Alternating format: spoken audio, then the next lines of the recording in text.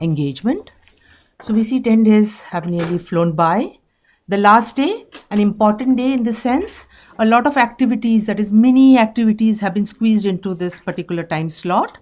We'll start with Professor Shabal's lecture on From the US Withdrawal to the Asianization of Afghanistan, combined with the tutorial. It will be combined with the tutorial all in one go, that is on containing chaos in Afghanistan and its neighborhood.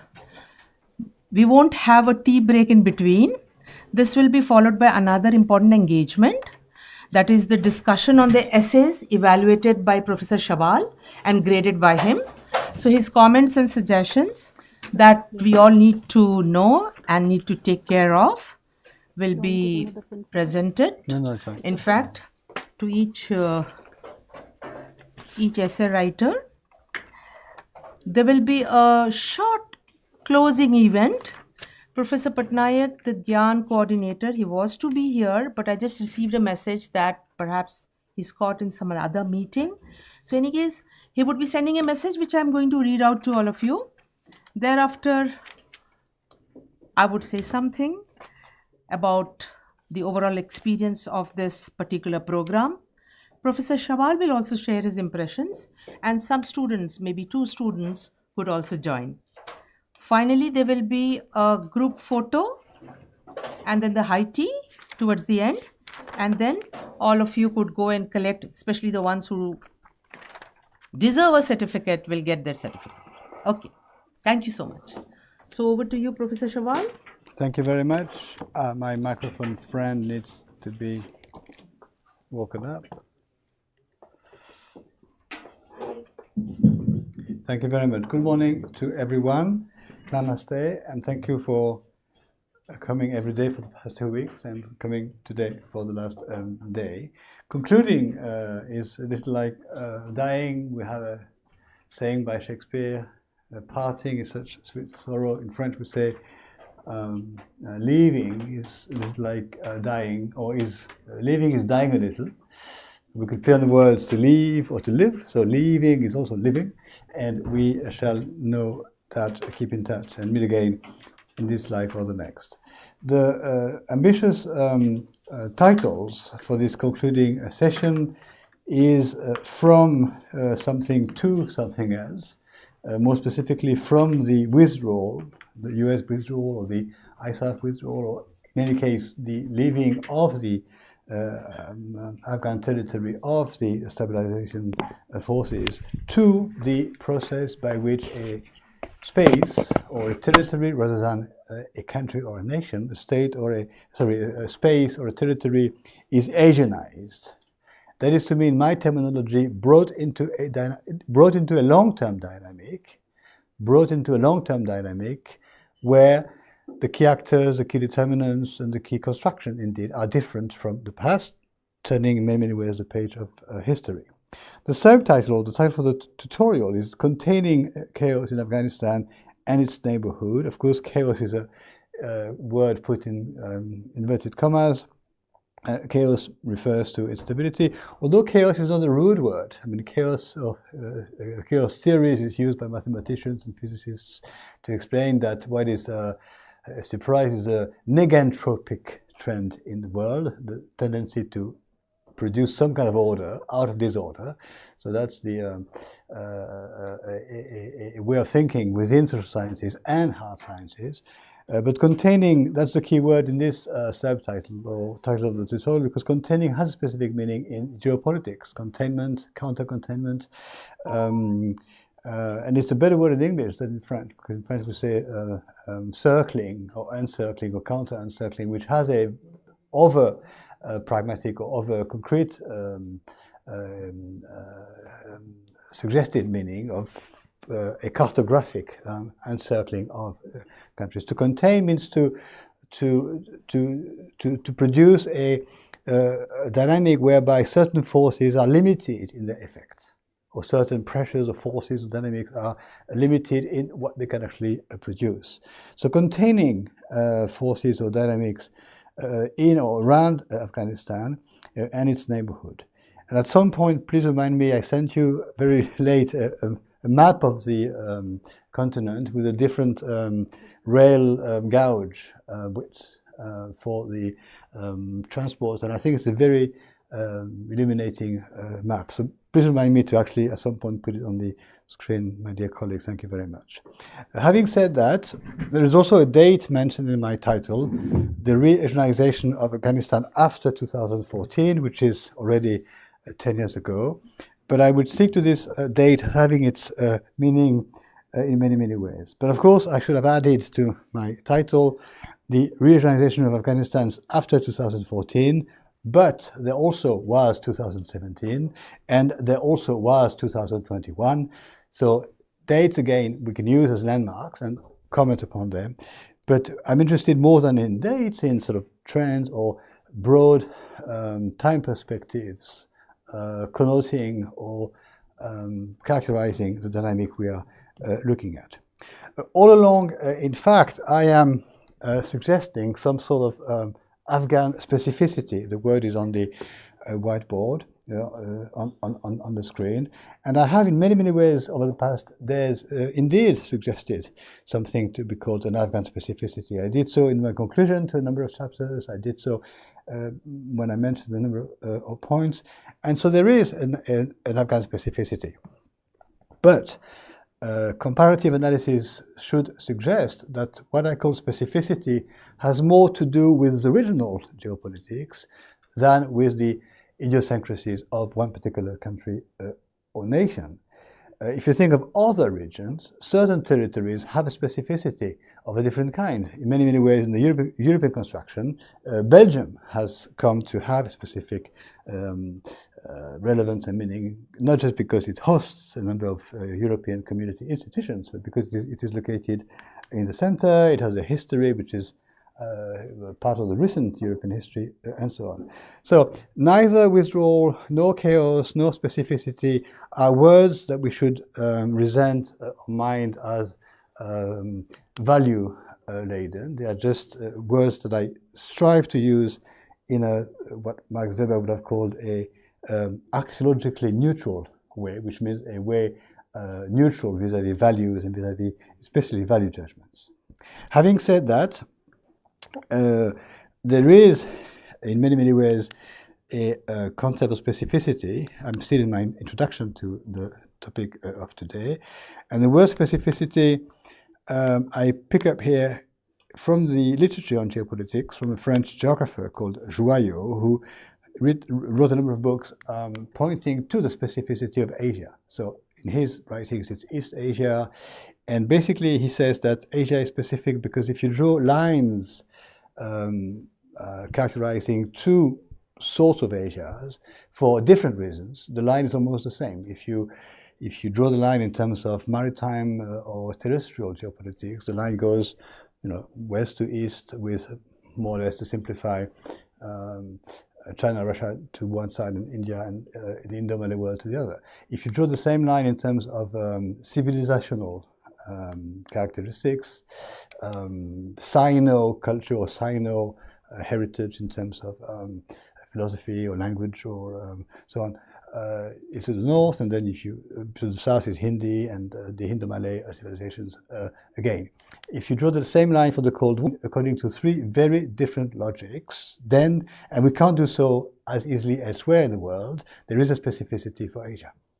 And the next question, which we don't have time for, is to say if there is a specificity, we should devise a specific methodology to understand Asia, different from the methodology needed to understand other regions. So this is what the word specificity means. And for Afghanistan, we have a number of ways in which to suggest that there is a specificity. Afghanistan has been for a long time at the crossroad of empires over the long historical time. It is the heartland of Mackinder, even though Mackinder, as you notice, perhaps does not name countries. The heartland is the center of the continent, but it's not named. It is the specific nexus of logistics. We've mentioned this many, many times. It is a specific place when it comes to some traffics or some radicalizations and things to do with the modern socio-political or socio-economic open or underground realities. And it is a very much a, I hope the word will be accepted by you, a coveted member of the new Asia, and there are a number of texts that I found again recently. If you Google the words Afghanistan and SCO, you will find a number of articles coming up very quickly. One we printed this morning, and another one which I had on my phone, but now I'm disconnected from the internet, so I can't find it again. Regards the title is Russia's conditional support towards Afghanistan's SCO membership. So you can either spot the word conditional, there are conditions expressed by Russia, or the word support, in terms, or the word indeed SCO membership for Afghanistan, which I think in many ways has been in the air, in the pipeline since 2014. This is why this date I stick to in my introduction.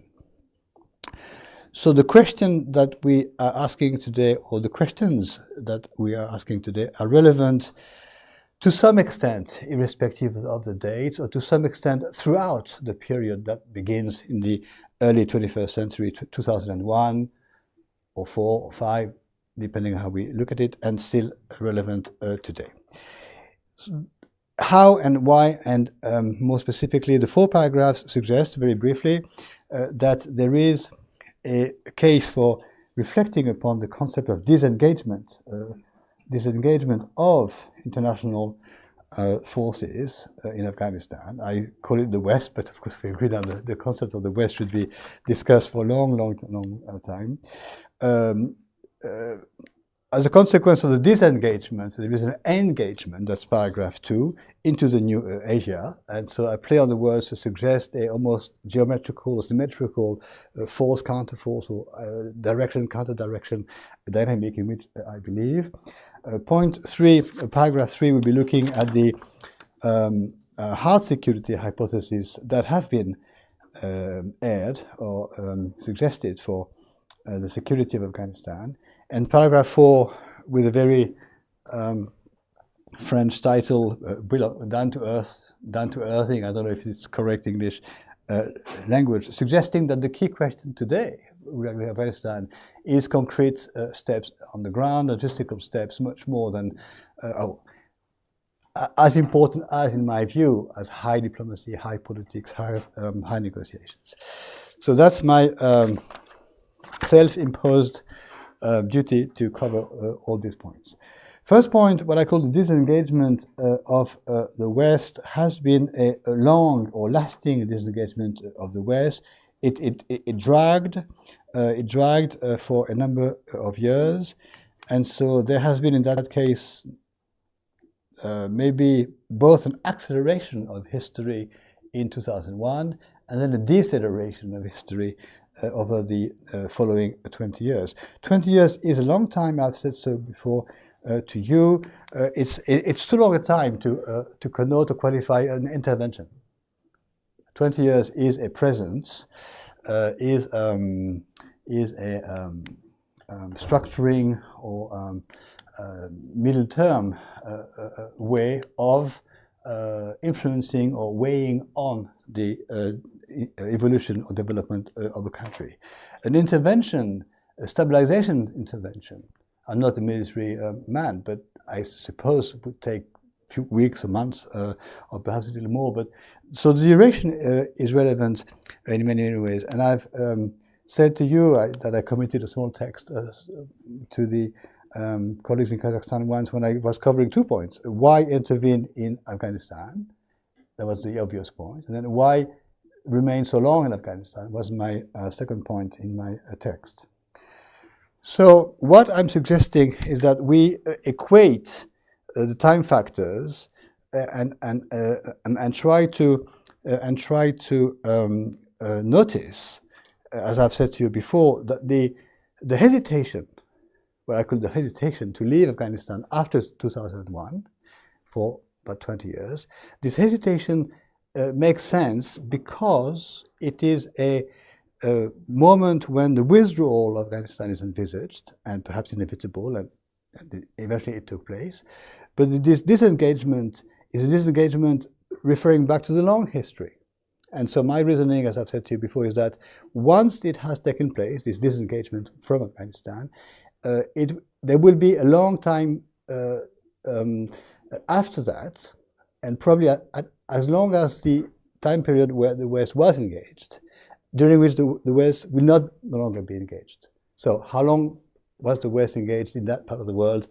2 centuries, a bit more, a bit less, depends how we account. But certainly since the moment when the two empires, British and Russian, met in that part of the world in the 1850s, 60s, then there were inter-imperial clashes and confrontations, and then the agreements to turn the country into a buffer zone.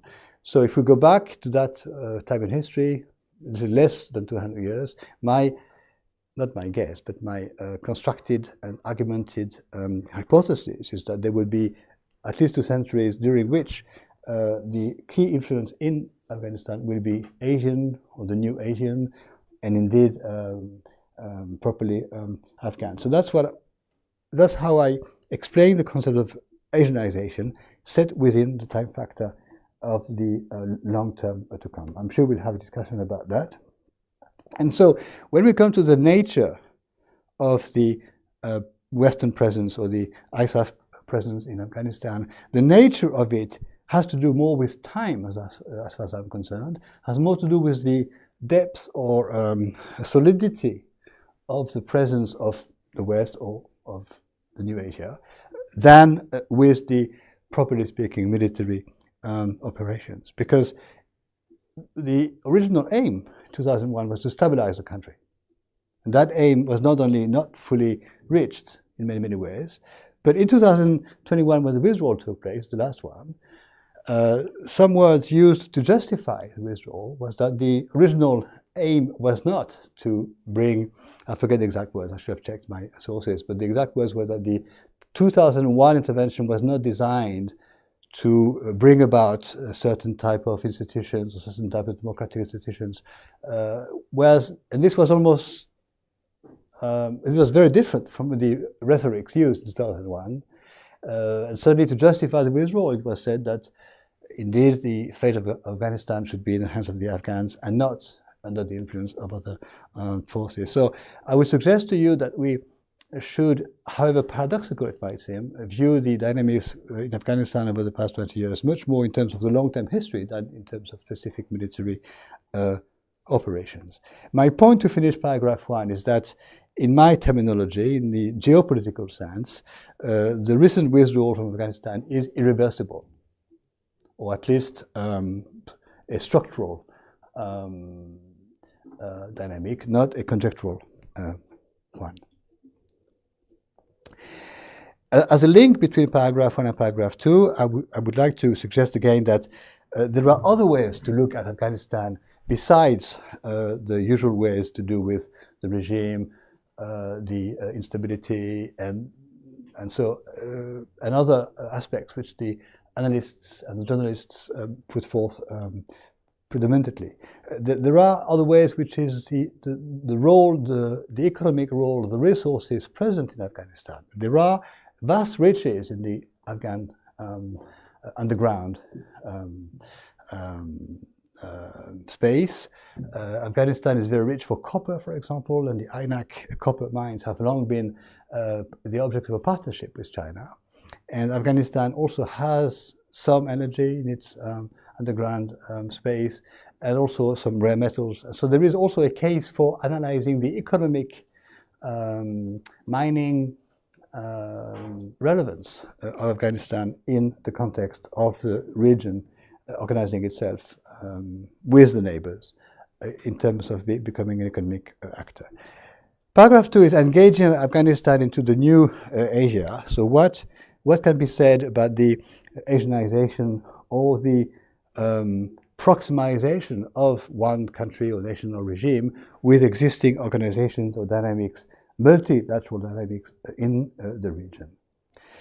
I'll begin with a small anecdote, and then I cover 3 possible scenarios associating Afghanistan directly or indirectly with other dynamics. The anecdote is that in 2007, so almost 20 years ago, I remember that in Uzbekistan, the issue of whether Afghanistan could one day become more than an observer to the more than a member of the contact group with the SCO, maybe an observer, maybe a member, so on and so on. And the reaction of colleagues, whether they were Uzbeks, but that's not the main point, was to say impossible. Afghanistan cannot join organizations or multilateral dynamics in the region. It's too unstable. And the answer to that sort of reaction was to say, not immediately, but in due course. Now, whatever in due course means, in due course, Afghanistan logically should be, will be, has to be part of multilateral dynamics for its own sake, in the sense that, as I've explained for the past 2 weeks, every country is, in the recent history, drawn into regional multilateral dynamics, but also because it is the interest of the neighbors to have Afghanistan somehow a part of their construction. And if you look at the map, now every neighbor of Afghanistan is a member of the SCO. Let's see if I've done my homework. China, Tajikistan, Uzbekistan, Turkmenistan, Iran, Pakistan. Am I? Yes, correct. They're all members of the SCO. That is not determinant, but it's a fact which at least symbolically speaking, suggests that Afghan membership makes more and more sense. Having said that, there are 3 points on the screen, which begins with the SCO Afghanistan Contact Group, formed in 2005, which mentions the relevance of the RATS activities regarding, of course, anti-terrorist efforts, and many of them looking at the south or southeast, because not only Afghanistan but some other terrorist groups operate from that part of the continent, but also the SCO. The suggestion that the security of Afghanistan was so important that it could be part of a joint effort of the SCO and NATO. This was actually suggested about 10 years ago, and I suggested to one of my students to write a little piece on that, because it was, on the one hand, a paradox, if the SCO was labeled as an anti-NATO dynamic, to suggest that the two could work together. But it was really an interesting suggestion, which was kept alive for some years almost, in the sense that the SCO is definitely more legitimate in the region to operate, but it's not a military organization, and NATO is less legitimate. It's a projected form of a presence under the UN umbrella, but still. But it is a military organization equipped with more operational capabilities than the SCO. And of course, the SCO exercises, military exercises, cannot be held in Afghanistan because it's not a member. So we have, from this first point, a first hypothesis, which is the hypothesis where, I repeat, SCO and NATO could somehow grasp together the issue of security or stability in Afghanistan. But other suggestions were made. One was the SCO-CSTO form of cooperation over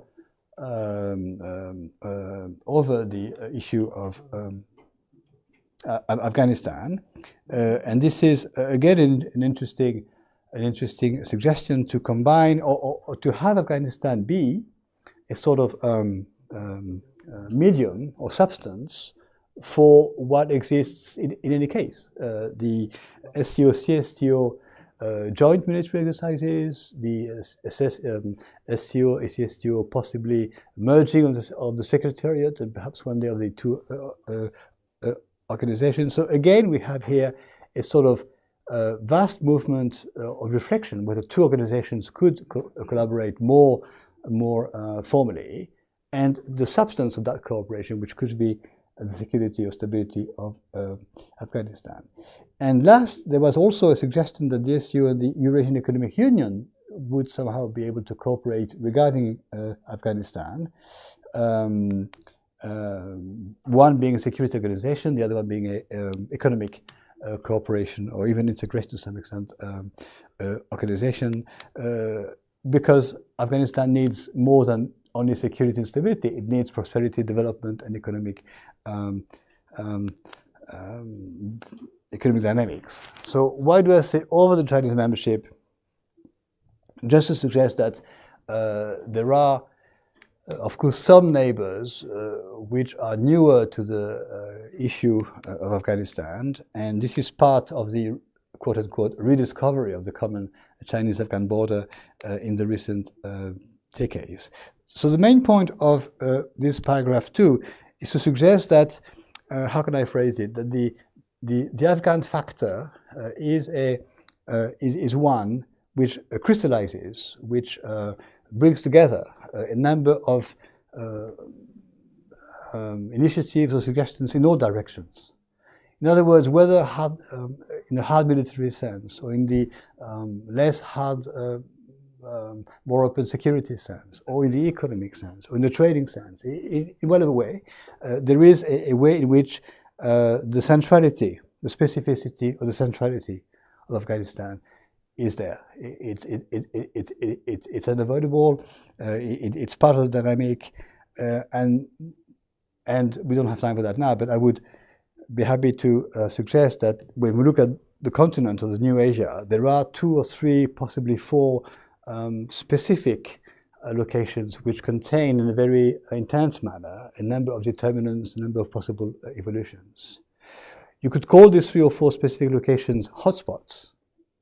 But if we do, then we draw attention to the risk of instability escalation. If we call them points of the focus of attention and of innovation in the dynamics, then we have in mind more what I wish to draw.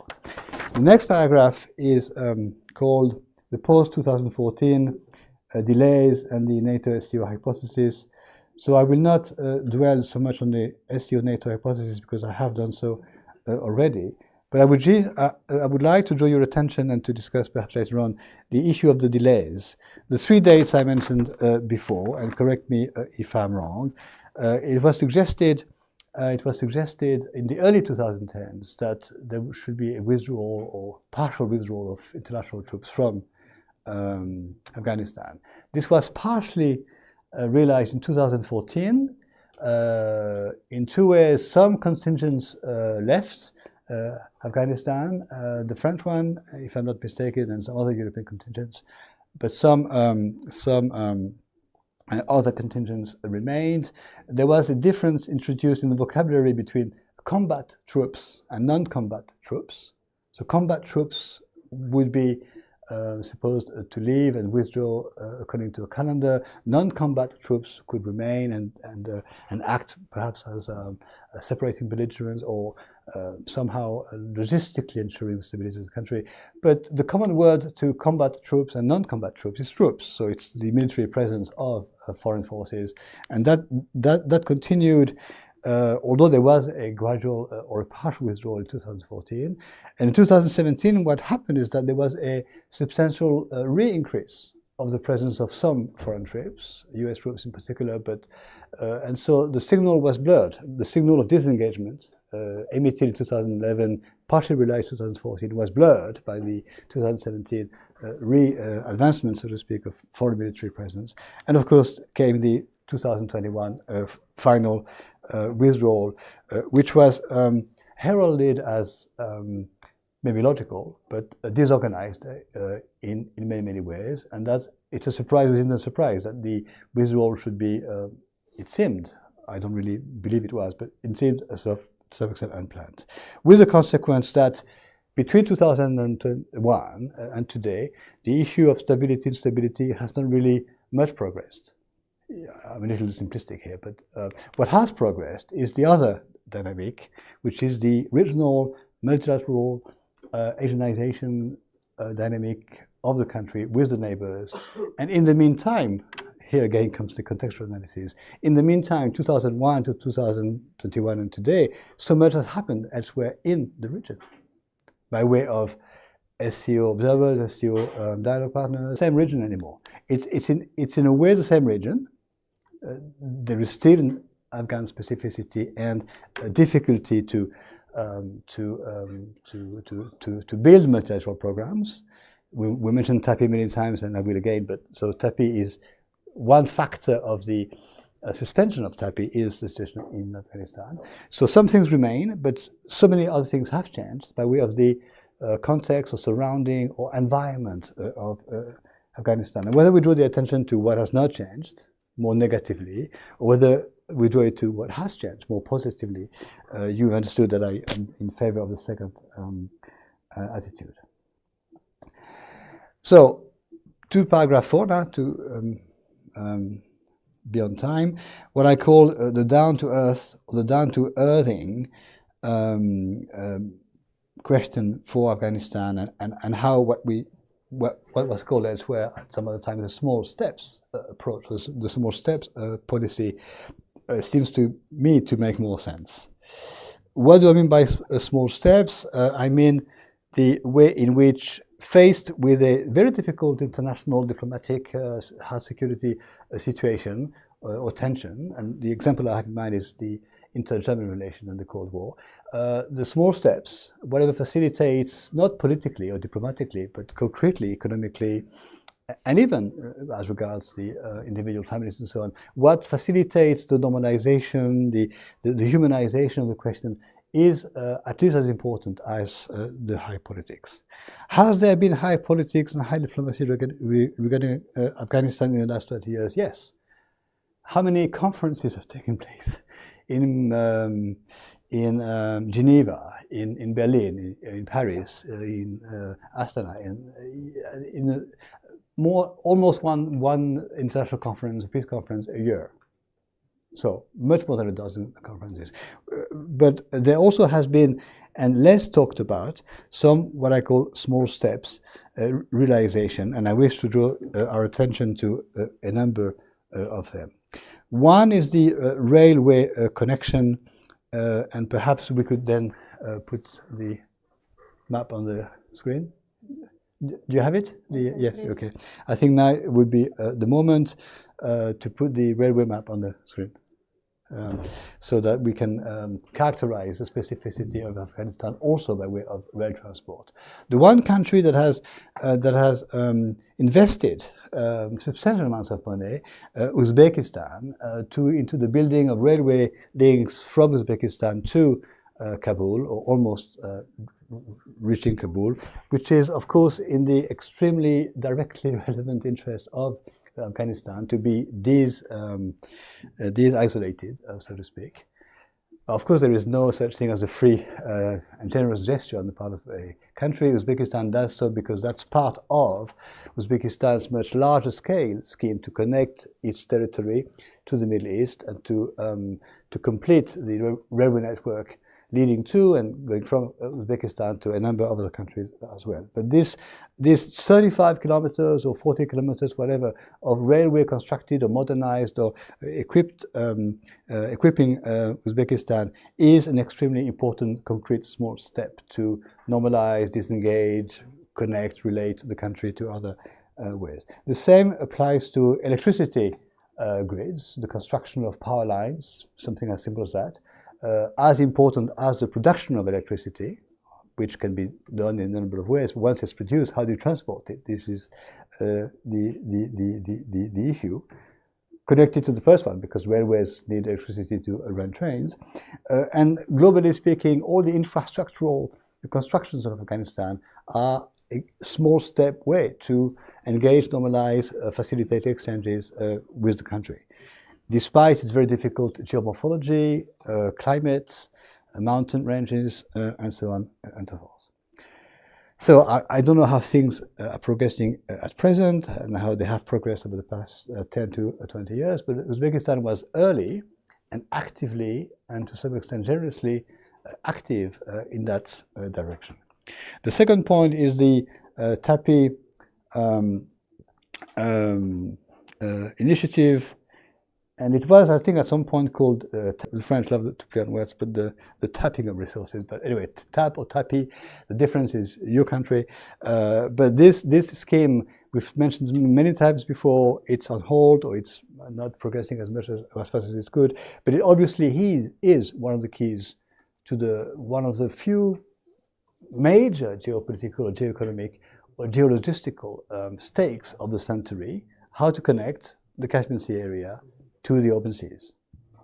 And the shortest way and the more logical way and the more Asian way is through the territories situated between Turkmenistan and India. So, and the TAPI geopolitical dynamic, whether it is a rail link or a road link or a pipeline link, makes a difference, but it doesn't make a fundamental difference in the sense that it is a way to connect and to relate countries which have not hitherto in history, according to my definitions, been the object of such links and the connections. It is in the interest of each of the countries concerned to be actively connected by TAPI. Turkmenistan would disisolate in many ways or diversify its export routes. Afghanistan would be normalized or crossed, and of course deriving revenues from that situation. The same for Pakistan, and of course India would be then forming a sort of what do I call it in some of my areas, an arch of countries, or an axis, not axis in the same sense as yesterday, but in the classic sense. But anyway, so this is also something which is, if you look at the past 20 years, the TAP or TAPI initiative was at some times heralded as not the perfect, but at least the brilliant solution or the obvious one that was in the making. Then something commented upon as being impossible due to a number of factors, and something which should be looked at with nostalgia as being of the past, but no longer of the present, and impossible in the future, or still possible. But I think it's one of the discussions which will remain on the table. However, it evolves over time. So this map is very simplistic, but very illuminating as to the specificity of Afghanistan, not yet equipped. Of course, this is an old map, but now things have changed. But not yet equipped. It's white. It's devoid of railways. The same with Nepal. And beyond the geomorphological reasons, the rest has to do with the ways in which three different norms existed: the Russian one, the British one, and the what's the third one? The Chinese one. So this is a way to suggest that either it's impossible to connect really because the gauge width is so different that it's very complicated to take the wagons off the wheels, change the wheels, and put the wagons back on the wheels. We had this in Europe for many years between France and Spain. We had to stop the train, change the gauge. But now there are new mechanisms that facilitate this. It's a gauge system with a spring in it, so it can be enlarged, and so the wagons remain on the gauge, on the wheels, but the wheels are they're just lifted a little bit. The wheels are changed, and they're dropped down on the wheels again. So technically, things are becoming easier. But the stake is who is going to win over, so to speak, the market or the contract equipping Afghanistan with railways. So technically, once it's connected, it won't make any difference, but symbolically or diplomatically, that would be a great victory. And so the answer can be one of the three. Incidentally, Russia, China, or India representing the three norms here on the map, or a collaboration among these three countries, obviously involving countries situated between Russia and Afghanistan, Central Asia, or countries situated between. No, basically that's a concern for Russia. And the third point I've indicated as, can we go back to the document there?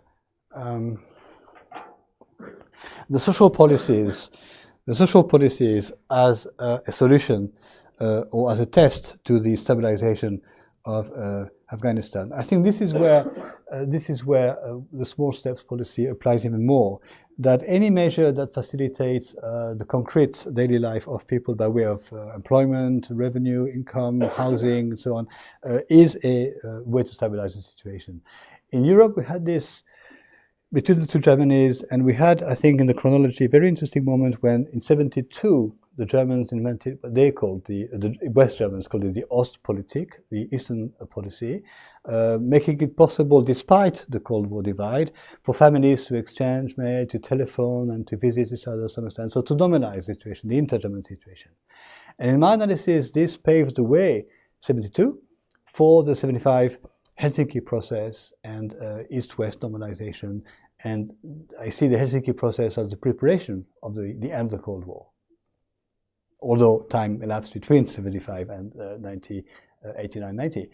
But so anything that prepares, normalizes, humanizes a situation and makes it possible to develop in socioeconomic terms the lives of citizens in that country, Afghanistan, and also in neighboring areas, is a way to diffuse instability and perhaps social, what Bentley called social anger, or extreme socioeconomic human needs.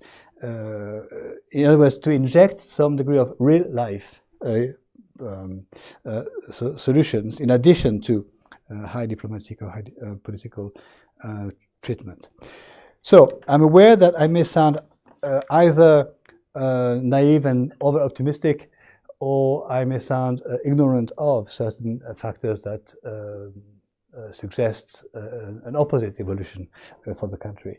But my conclusion here is to suggest that there will be, there should be, or there will be change, solution, improvement, normalization, stabilization of the situation in and around Afghanistan. Be it only because of geopolitical interests, and in the same way as I say, with perhaps much naivety, that there will be, there should be, and there must be someday a solution for the Korean Peninsula. That the division makes absolutely no sense in terms of international politics. Well, it does make sense in terms of international politics, the Cold War, but not in terms of Korean politics. And it is against the interests of both Koreas to be divided, and to some extent, I think, against the interests of the continental neighbors, China and Russia. To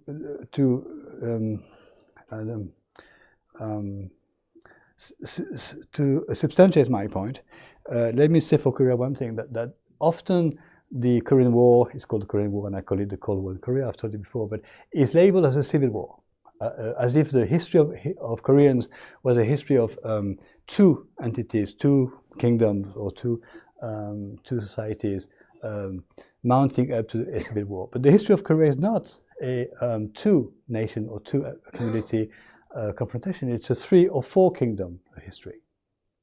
The 3 kingdoms, Shilla, Paekche, and Koryo and Koguryo, fought each other for a long, long time.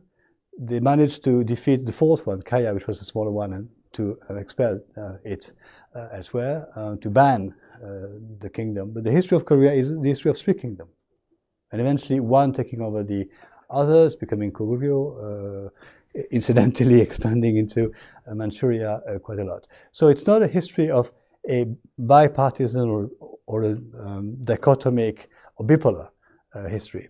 Similarly, the history of Afghanistan is not a history of isolation.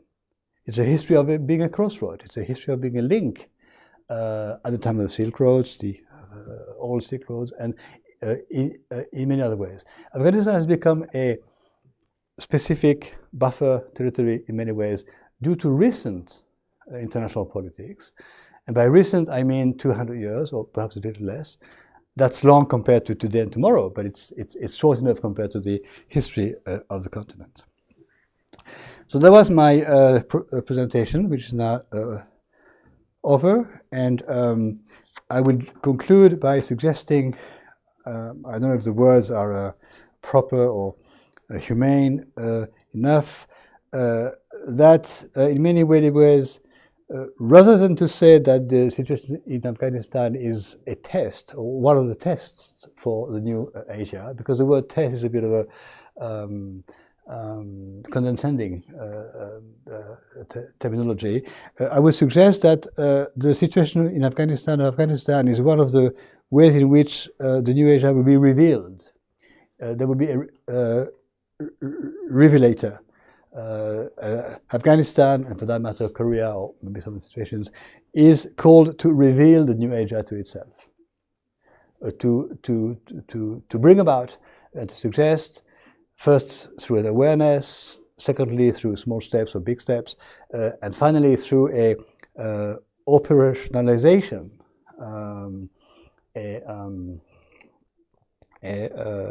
developmental dynamic. It will reveal a new Asia to itself. Now, of course, we'll come back to the concept of the new Asia. We can discuss this for a long time. But a new Asia is, if I improvise, not improvise, but if I formulate without notes a sort of definition, it's a space. It's part of a continent, not necessarily the whole continent, but a substantial part of the continent that is operating and dynamizing today. By today, I mean the last few decades, in a way which is novel, in a way which is an innovation. And I stick to that point, that the key word for region building in the modern times, the building of modern international regions, is the capacity to innovate. Innovation, innovate, creation, invention, more than patching up from the past or adapting the past. Thank you very much for your patience.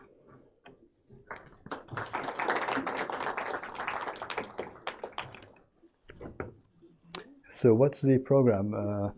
Questions immediately, or then, and then some?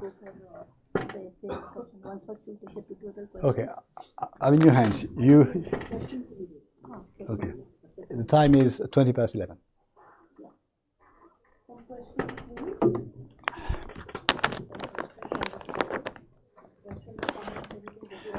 So this is the grade sheet. Yes. After the tutorial questions, you can go for this, and then the validation will start. Okay.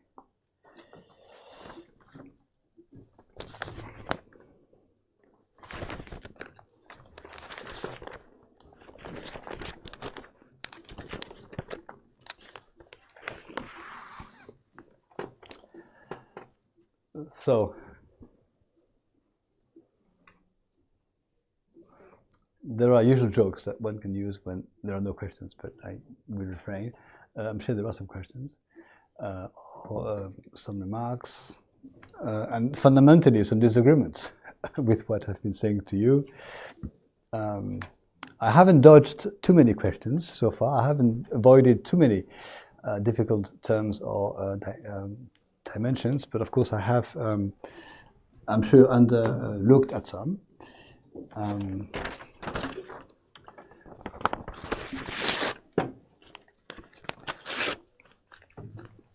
Well, if you don't fire away, then we could mention this article, which is a recent one, published in 2022 by the Observer Research Foundation, which I believe is located in India. Am I correct? Yes? And it's entitled A House Divided, the SCO's Afghanistan Conundrum. So somebody else is thinking that Afghanistan is relevant to the discussion. And it's a long, very substantial article, well referenced and well documented, which contains indeed the views, as far as I read it, that not only is Afghanistan relevant to the situation of the new Asia, but that India and Pakistan have a specific role to play. The Chinese approach being labeled narrow, the Russian and Central Asian republics being suggested as classic, and the Indian and Pakistani dimensions being suggested as more innovating. And more specifically in this article, which I hope and you will read, is a table on page 6, which details the SCO counterterrorism documents that have been adopted in the sense that there is an active, almost yearly adoption of decisions and policies regarding the specific issue of counterterrorism activities in the region. Um,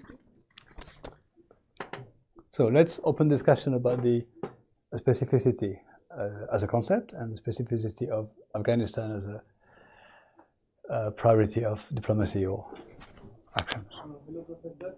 I just have a comment, like particularly on providing an Indian perspective that India is certainly one which is in favor of Afghanistan being a member of the SCO. Taking the model which you presented when you presented how Turkey and Iran are going to be a classical and real assets, contemporary assets for the SCO. Afghanistan being a member of SCO have like a three-way benefits for India: it's political, cartographical, and economic benefits.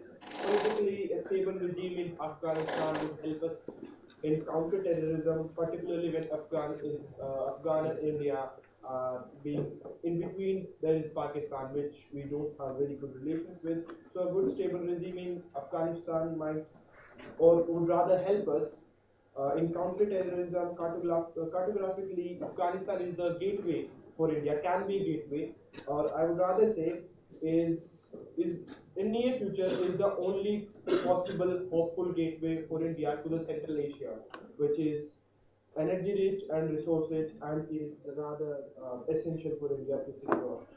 And another three major projects: one is Chabara Link Trade Route Project, the port, and there's the International North-South Transition Corridor, Trade Corridor rather, and the much weighted, much needed, and much elongated TAPI project, which is rather very essential for India, and there are problems in TAPI due to Afghanistan's dormant nature, particularly due to political instability, and Pakistan also. So Afghanistan being a member of SCO, permanent member of SCO, is close then compared to Turkey and Turkey, because Afghanistan is already an observer state, and India have been investing in Afghanistan and had been a long friend of Afghanistan. So rather say the figures which I have is that India in past I would say in the beginning of 21st century till now have invested more than 750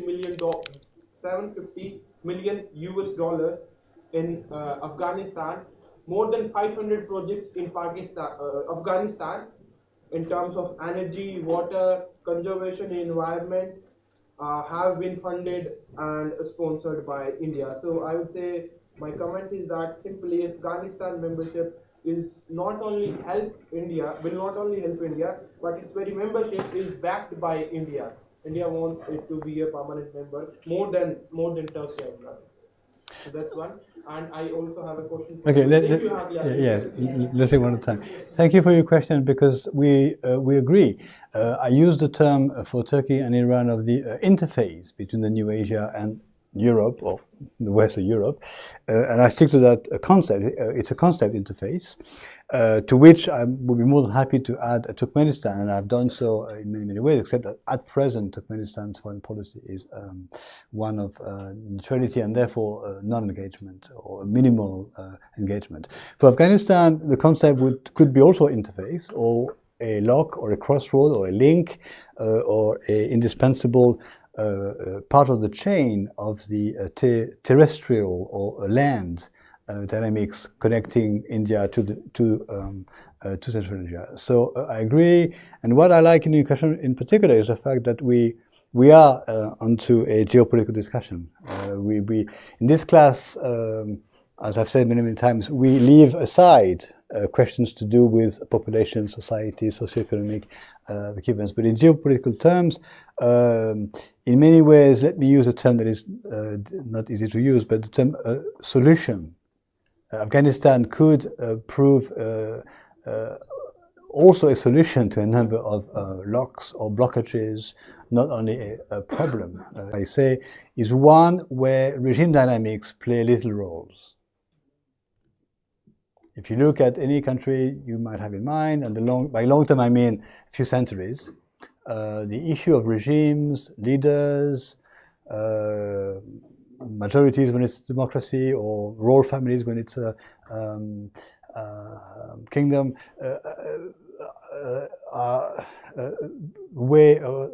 have much less relevance than the long-term interests, preoccupations, sometimes obsessions of the country as such.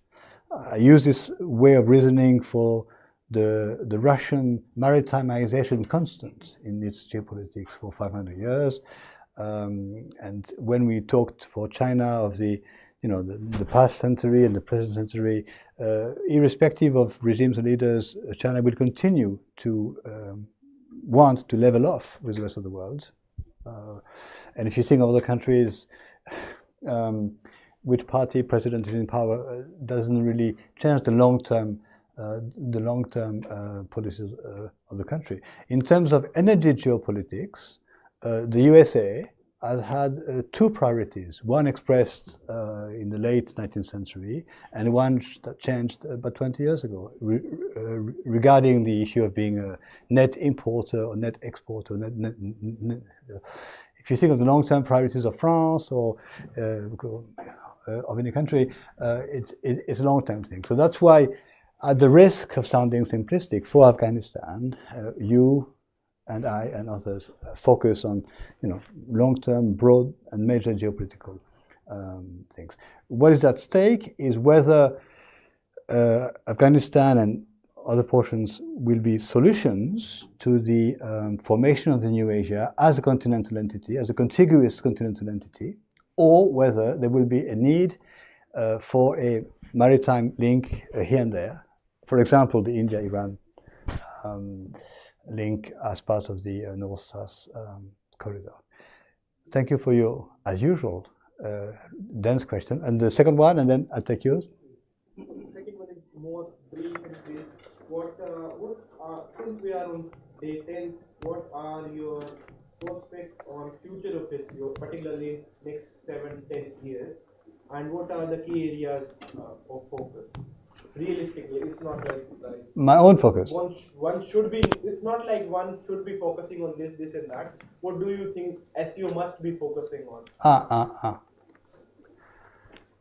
In other words, what your own research might be in the next 5-10 years in publications. Yes, this is what I have in mind, because in 5-10 years I'll probably still alive, but less young.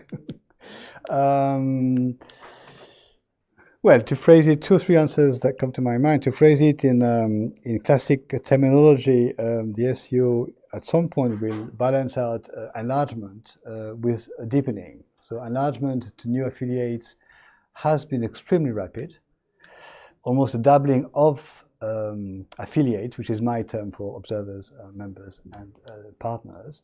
At some point, there is a need to deepen, in other words, to improve the formalizations or the structuring capacity of common actions, common programs of actions.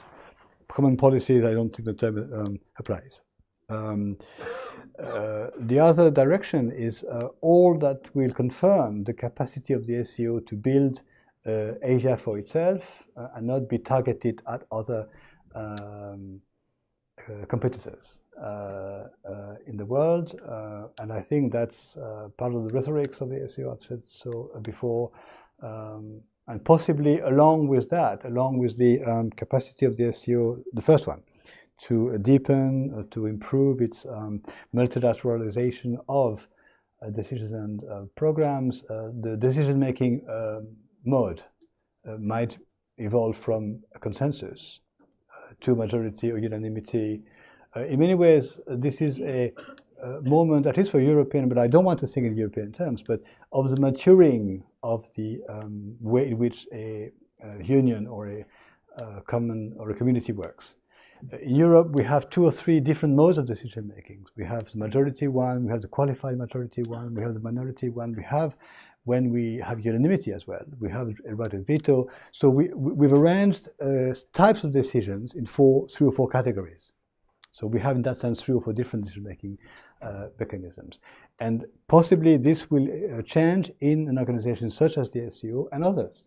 ASEAN and other organizations, or the CSTO. The CSTO is a good example where the decision-making mode has changed, that I've explained to you many times. So that's part of possible. But the third, I think, and more significant direction is what I call the small steps, the capacity of the SEO or other organizations to tackle and improve measures affecting directly the lives of citizens or the socio-economic life, not just the diplomatic and military hard security questions. Thank you. Yes. Yeah, thank you very much, sir, for engaging us for the almost 10 days. Very intense. Thank you for coming for 10 days. Discussion.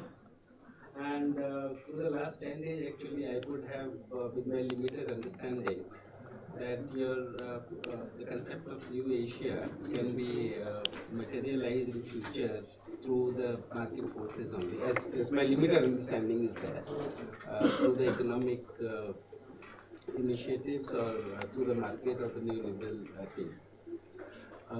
Within the same framework of SCO, do you think, because the role of Afghanistan and the geopolitical situation of Afghanistan, I mean, which is very crucial for not only for this century but for the previous centuries as well. So, I mean, it's my personal opinion that is it unwanted spot of your concept of New Asia that you are proposing, and with the analysis of for the last 10 days academic discussion, I'm fully convinced that New Asia is possible within the framework within the SCO framework that we have already given the argument. So, is the Afghanistan is only unwanted spot? Unwanted? No. Yes. Unwanted. Unwanted spot. Spot. Spot. What do you mean by unwanted spot? I don't understand the concept. I mean, it may be Afghanistan may be the only place where actually this the concept of New Asia can. I mean, it's more problematic in that sense because. So could Afghanistan be left out of the New Asia? That's the question. No, question. Or will it be left out? Might Whether be it wants left out, to, or right, maybe, I mean, it will be a major hurdle of this. Okay, so the short answer to will Afghanistan will want to remain out or will be kept out? Short answer is no. And the same answer applies to North Korea and Korea, as I tried to make clear. I'm less familiar with the Middle East, but I'm sure you can find some solutions where countries cannot be left out. Some tension problem must be solved before the region begins to make sense. So that's the question: does a region make sense without this or that country or nation? And I think the answer is no. Of course, there are always exceptions. Look at Europe. We have two marked exceptions: Switzerland and Norway. One has a key resource, which is banking and finance and money, and the other one has a key resource, which is energy and oil and gas. Are they left out? Are they kept out? Yes. Do they want to be left out? Yes. Does Europe make sense without them? Yes, to a large extent. But symbolically speaking, the territory of Switzerland is surrounded by members, so it is doubly isolated. So that doesn't prevent a global dynamic from taking place, but it makes it incomplete. In the case of Afghanistan, of course, we are talking about a country which is neither as rich financially as Switzerland or neither as rich as Norway in terms of energy. But in addition, I think the history of the territory by way of trade routes, the location of the territory today in terms of exports, imports, is such that the country cannot be left out. It would make no sense. And you mentioned India as in favor of Afghanistan membership of the SCO. We found sources on the Russian favoring that scenario as well. We would need to know the position of China. And China, this is my guess, would also be in favor of the membership of Afghanistan, so long as it feels it's not diluting its proximity with Afghanistan. If others, so to speak, come into the picture through the membership. That's a short answer, which is not very short, but that's a short answer. But it might be the case that a country remains out. Afghanistan or Turkmenistan, and if the New Asia extends more, perhaps North Korea will remain out. So we'll have a situation between South Korea and China resembling the one between India and Iran. So things, anything is possible. Diplomats and politicians and treaties were invented for providing solutions. Some solutions, in that sense, are always easy diplomatically speaking, but they make more or less sense in terms of logistical and material aspects. The last sort of answer is a question to you and to all of us. Looking back at history, 100 years, 500 years, 1,000 years, so on, what was the role of the territory of Afghanistan? First of all, it was a different territory. It's changed over time. Borders have changed, empires have changed, and so on. Kingdoms have changed. But I believe, in many, many ways, that what existed in the past somehow makes sense always, and makes renewed sense when the context changes fundamentally speaking. And the context in Asia has changed fundamentally speaking. The Cold War is no longer there to establish totally artificial borders between two blocks. The imperial times have completely gone, at least the foreign imperial times have completely changed. So in a sense we are back, at least intellectually, to the former, more distant past of what kingdoms and empires were at that time. And at that time the concept of the isolation of Afghanistan was non-existent. So I'm optimistic by character, and I'm optimistic by geopolitical hypothesis. And of course, we are aware that for Afghanistan, as for any other country, SCO membership will not solve overnight all problems. Thank you.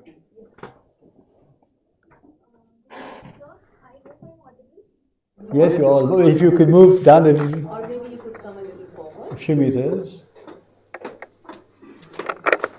Let's build the new pedagogical Eurasia.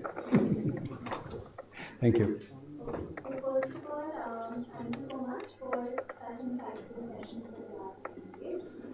My question to you is, how has the US decade-long involvement in Afghanistan, including its strategic use of the region during the Cold War and the 9/11 and post 9/11, contributed to destabilization and eventual return of Taliban? And what does this signify about the failure of international intervention in upholding human rights, particularly women's rights? Additionally, how should regional organizations like SCO should work to address the conflicting values of non-intervention and urgent needs to ensure stability in the region?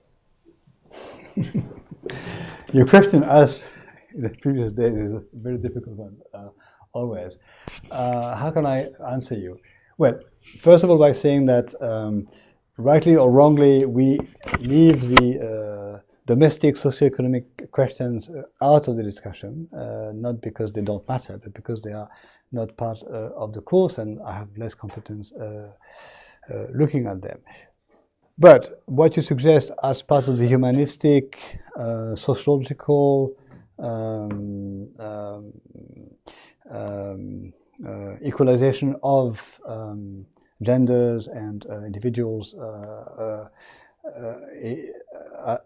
as one dynamic can only be improved when the country is a partner to multilateral organizations and dynamics, when the country is open and there are exchanges and exports, imports, and when life is more thriving and international, things change in countries.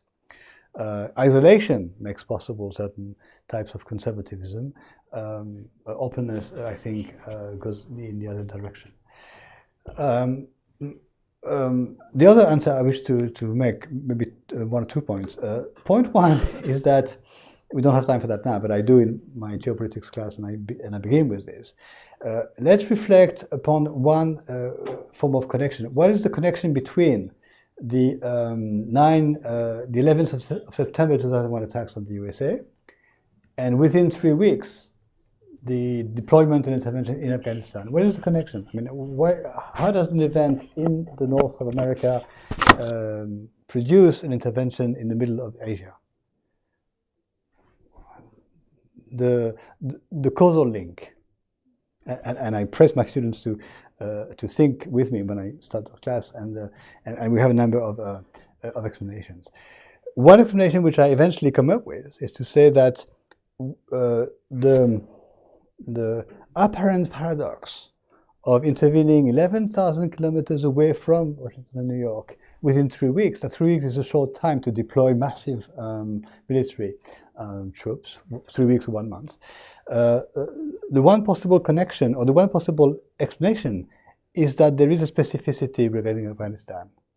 And that specificity led, in that case, to a massive intervention, a lasting intervention by a number of countries situated elsewhere.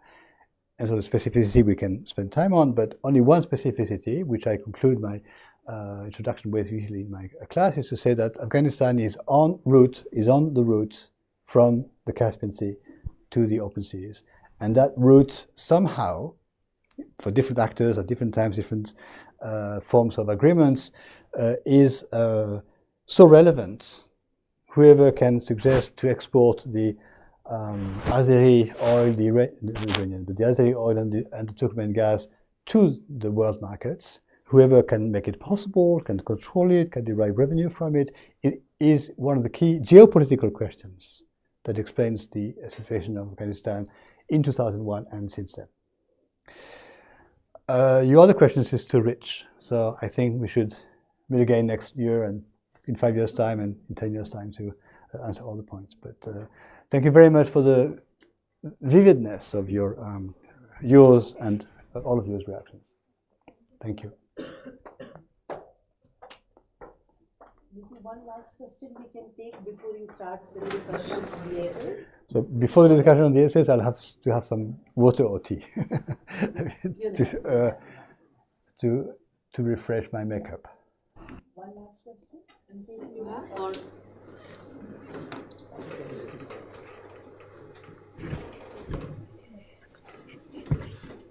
but it's good that in reaction to my mention of Uzbek's investments in Afghanistan, you mentioned Indian investments in Afghanistan. So in the sense that investments, initiatives, concrete initiatives, down to earth or small steps, initiatives are exactly what is necessary. There are limits to high diplomacy, there are limits to hard security or military mechanisms. What is always necessary is what I call small steps, or more modest, down-to-earth socioeconomic moves, or any forms of investments. In fact, again, some anecdotes. Maybe you are tired of my anecdotes, but they are part of my life. A long time ago now, it was probably 10, 15 years ago, in one class, I said, it was a class on negotiations. And so I said to my students, I let you free to pick up a case, to pick up sort of a topic, and you can present a topic regarding where you would like to go once you have your master's degree in whatever it was, trade or international trade. Where would you like to go and invest or develop your business and sort of start a new initiatives? And they replied, Afghanistan. And we would like to create, open a hotel resort and restaurant resort in Afghanistan. So I said, are you aware of the difficulties at present of the geopolitics and the military situation and the socioeconomic situation? Yes, precisely, because that would be a way for us to improve or to play a role regarding the economy of the country, regarding the population of the country.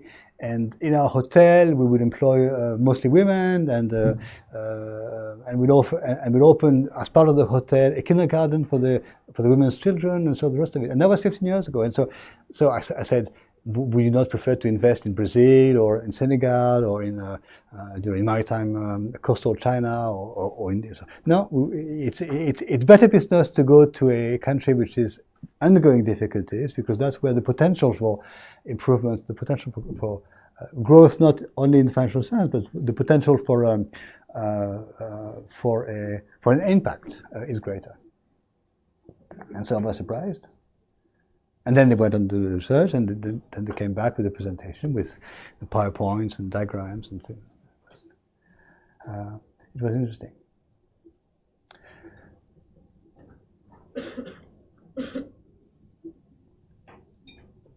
So I think the conclusion of the conclusion should be that a country, in this case today Afghanistan, is always two things. It's a specific illustration, it's a specific case, it's one with characteristics that are different from elsewhere, but it is also part of a comparability or a comparative necessity or a comparability with other types of cases. And I'm sure without much effort, I've mentioned the Korean Peninsula, but I mentioned the Middle East. We can find 2 or 3 or 4 locations in this vast Asian continent where similar geopolitical blockages or locks exist and called to be unlocked at some point.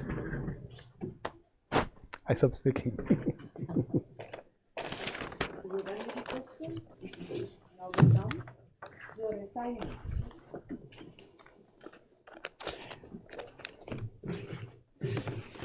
So I think, now where's the, the grades, but where's my page with the comments on the essays? The only essential document. Must have written, right? Handwritten?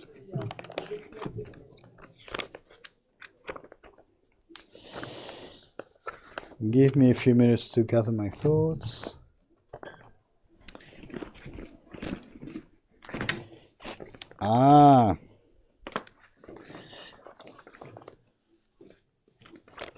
Here.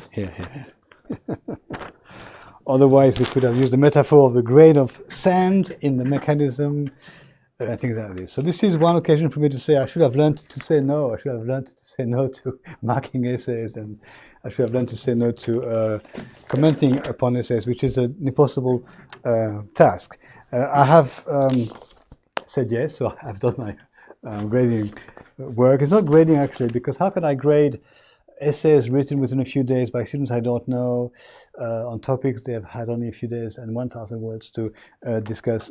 It's difficult. I have noticed a few essays of a particular stimulation to me, and I will mention them. And then I have essays written by research students, which I assume to be PhD students, students from the master's degree, more numerous. And I think, unless I'm wrong, there was one essay written by a bachelor's student, at least one, and PhD students, colleagues whom I haven't graded, but whom I have expressed thanks to for sitting in my class, and 3 essays which I thought were written by colleagues, but they're written by PhD students as future colleagues, and so on. Let me begin with a sort of gentle and very loving teasing. That's 2 students in by lack of time handing in the same essay. But it's done clumsily because even the layout is the same and the fonts. I mean, the size of the characters is the same. So every line begins with the same word. So even with a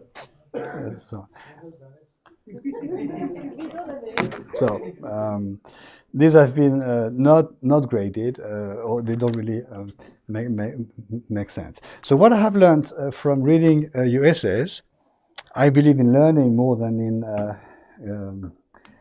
imposing grades when one marks, is 6 points or 5 points of improvable dynamics and 5 points of definitive added value that I found in the essay. So the first point of improvable dynamic is that the essay suggested to read the STO charter and to quote it and to mention it, or at least to make use of it, and very few only have done so. And when they have pointed to Article 1, Article 2, Article 3 maybe of the Charter.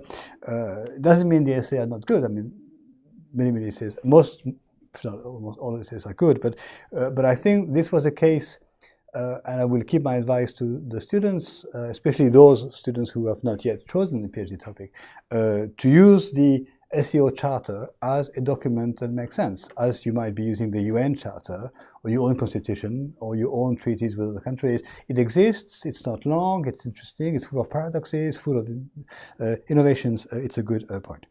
My second point of improvable dynamics is that some essays are lacking in terms of updates. They mention, for example, 8 member states, not 10. It's not going to make the essay bad, but it shows. I mean, the reader is aware that there is something missing there.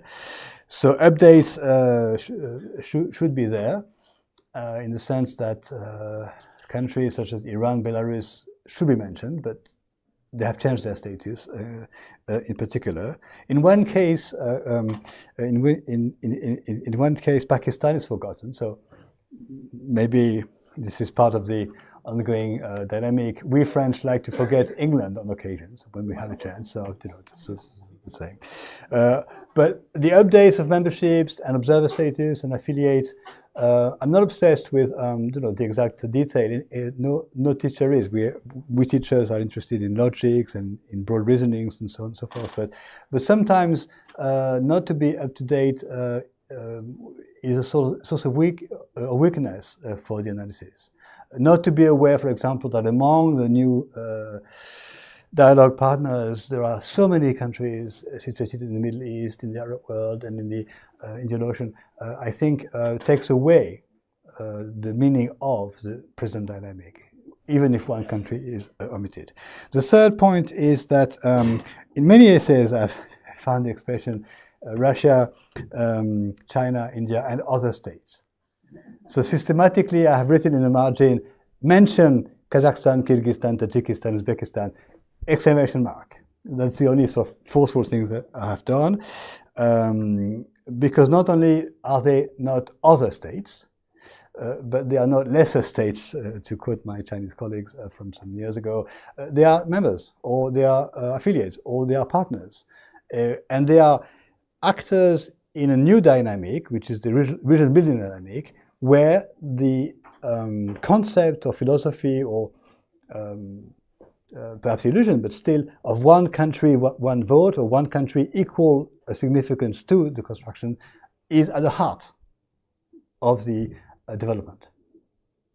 So if it's at the heart of the new philosophy, the new values, it should be mentioned as such. And my next point, which is linked to the third one, is that when you list countries, as my advice to myself and to recently I evaluated an article for a writer, and I made that point in the sense that it ought to be corrected, that when countries are listed, they ought to be listed by year or date of accession to a status, and within that year by alphabetical orders. So, for example, member states list beginning with Belarus, I think it's not a good way of saying it. The list of members should be China, Kazakhstan, Kyrgyzstan, Russia, Tajikistan in alphabetical orders, then India, Iran, Pakistan, and then Belarus. So that the reader immediately has a sense of the time period implicitly that is concerned, and the same for observers and dialogue partners. Observers today, what should be mentioned is Mongolia and then Afghanistan, even though it's M and A and so on and so forth. It's a small detail, but it makes the common culture of SCOists, so to speak, or SCO analysts, right. And the last point is the respective weight that should be addressed to the meetings themselves, the regularity of the meetings and where they take place, and the spirit of the organization. I think the two should be treated with equal relevance. The fact that the meetings take place at fixed intervals, once a year for the heads of states and twice a year for the prime minister and so on, does not mean that we should take them as so routine that they should be just briefly mentioned and not looked at. For example, it does have a meeting whether a meeting picks up immediately the rotating order, where it is held. Recently, whether it's online or not online has become a relevant point just for a few years. And as I said before, the capital city where it is, or the city where it is held. It does make symbolic, but little, it has a relevance whether the meeting take place often in the same countries, but that's not relevant because there is a rotation system. But whether it's in the capital city or a provincial city. In the case of the UFA meeting, for example, 2015, typically the fact that the meeting was held in the same city as a few days before or after the BRICS meeting is relevant. So such things matter. But of course, the other point is the Shanghai spirit, or the major values and ambitions of the construction should be mentioned. So the other not mistake, but sort of weakness, so to speak, is to privilege the technicalities of the meetings and forget the meaningfulness of the values, periods, ambitions, and so on. Now, the added values points that I've found, the things that I've learned in many, many ways, are the next 5 points. First of all, many essays use the concept of multi-alignment, not a very complicated one, but one that I was looking probably in my lectures and in my own analysis, so I'm going to use it now. The multi-alignment of a country. The concept is suggested to be relevant for India, and multi-alignment is what other countries call multi-vectorial, or multifactorial, or multidimensional. So these are terms which come in complement to multilateral, which has become multilateral, a routine term which is not meaningless, but which is not as usefully specified as when you use different concepts. So multi-alignment for India. Second point is in connection on the capacity to spell out to me India's reservations vis-à-vis the SCO, and some essays are very good in that because they really mention equally reasons for being reserved, attentive, waiting and seeing about the SCO, or skeptical about the capacity of the SCO to change much for India's foreign policy, and equally, perhaps with my pushing implicitly, trying to identify 2, 3, 4, 5, 6 reasons why India's, while being skeptical, can anticipate to gain from the SCO dynamic as part of a number of other dynamics. Of course, a number of essays mention 2 countries and 2 types of relations, India, China, India, Pakistan, or the Chinese-Pakistani axis as being one of the reasons why India should be hesitating, or one of the reasons why India should more constructively seek to balance out that axis with another axis. That's very clearly done in many, many of the essays. Many essays, penultimate point, explain how 2017 is a pivot date for India.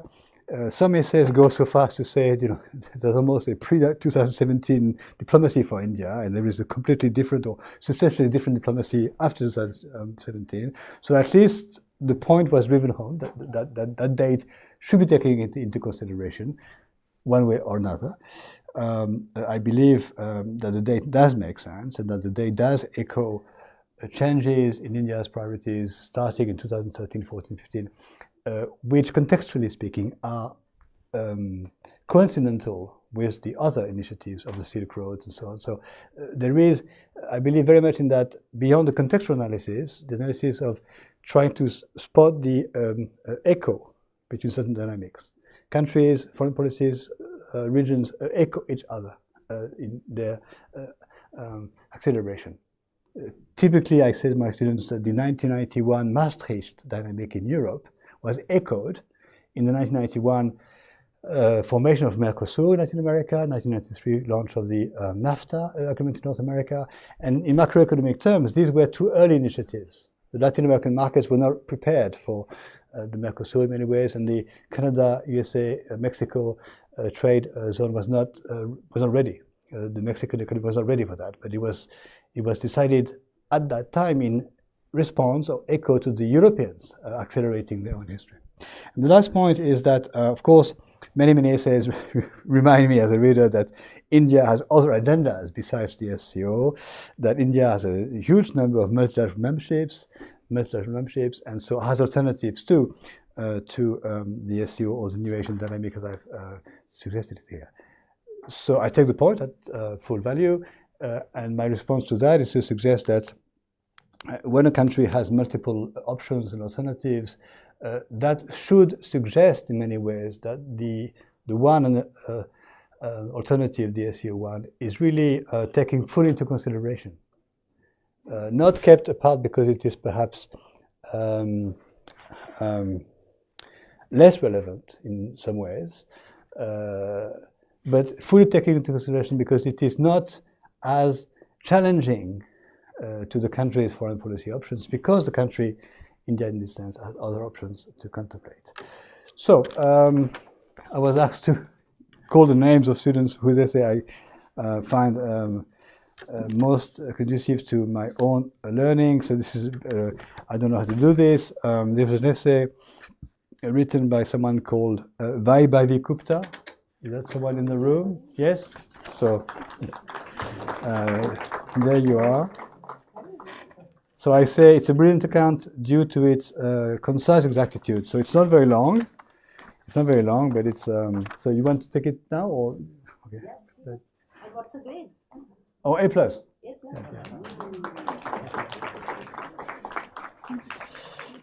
There is an essay called by Abhishek Yadav. Not in the room. So again, it's I said it's a bold and critical approach, which means in plain English, it's an approach that tells the teacher, your topic is interesting, but you know I have more things to say. So, but it's well done, yes. He also gets A+. A+. He's Yes. saying the A+. Yeah. Okay, this is the A+. Yes. The other one is Chandra Pratap Singh. Is that someone in the room? No. Okay. So the quality is due to the definitions and references that are used. An effort to define is something very academic, but something that is also useful. A+. Rahul Dahiya. Yeah, that's you. Okay.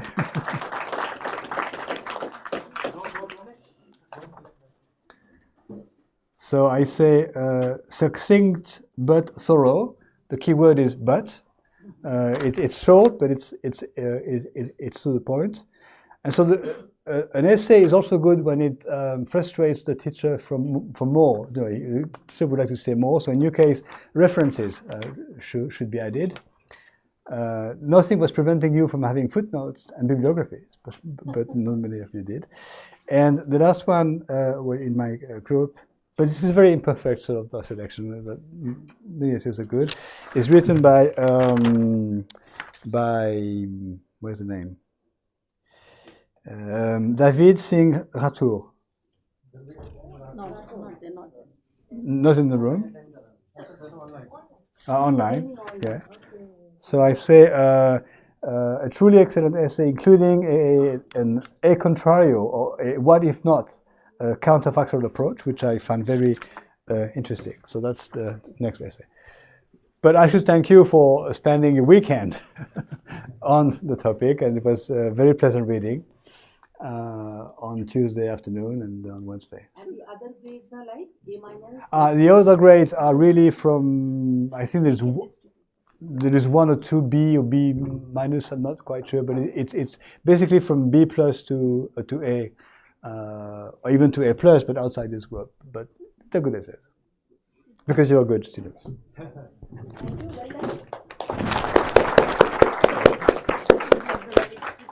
Sorry? Yes. So now for the, do we have a? I take my jacket off. May I? Sorry? May I take my jacket off? Yeah, you can. Yes, this is the future. This is more or less for the program. So we have a few words now by.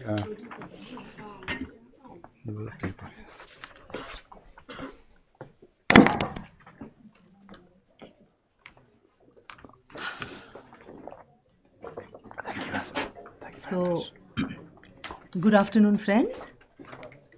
Everything has to end. Good things also end. As we come to the closure of this 10 days of profound intellectual engagement through this Gyan course, we begin the formal closure of this very important event. In fact, the JNU Gyan coordinator, Professor Patnaik, was to come. He had promised and he had every intention to come, but unfortunately he's got caught up in another very important meeting. But he conveys his best wishes to all the participants, the resource persons, and everybody else who have been working tirelessly to make this event a very big success. For somebody who was involved in this process that started in December 2023 with a chance conversation with Professor Patnaik in the lawns of the Delhi Lieutenant Governor's residence, where we had gone for an official engagement, we have indeed come a long way. It's a very emotional moment for me, and what I experienced today is a profound sense of gratitude, which to my mind is the most beautiful and powerful emotion that the human heart can hold. I'm grateful to the universe for aligning the right forces, the right energy, through the right kind of people here in India, in France, and in JNU to let this event manifest. I had said in the first day of the inauguration, what a wonderful way to start the new year, that too on the auspicious day of the beginning of the harvest festival across India. The energy of the season has ensured a flawless event characterized by intense intellectual conversations both inside and outside the classroom, cemented by bonds of friendship, old and new. Professor Patnaik, the local Gyan coordinator who would have been with us, but unfortunately is not there, is a very valued colleague. His team, our dear friend Saurabh, who has just entered the hall. I don't have words to thank you. Some emotions are best expressed when unsaid. Thank you so much for the rock solid support. My wonderful team in the Center for Russian and Central Asian Studies, my office staff, Amit, Sonu, and Arvind, have been my saviors, my heroes, who did all the heavy weight lifting from behind the scenes. And when you are blessed with such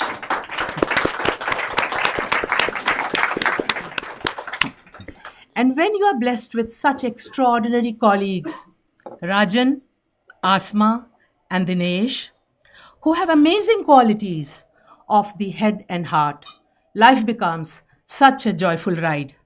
Thank you, dear friends, for reading my mind and doing the needful even before I expressed it in words.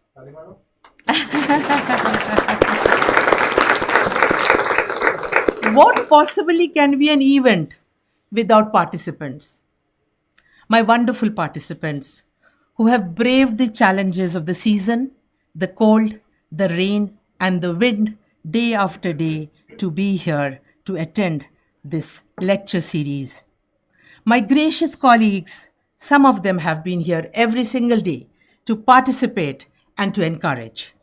My student friends, some of them coming from outside Delhi, many joining through the online mode. I don't have words to express my gratitude to you. What we as teachers exist because you are there. What are teachers without students? We learn so much from you every single day as we interact with you.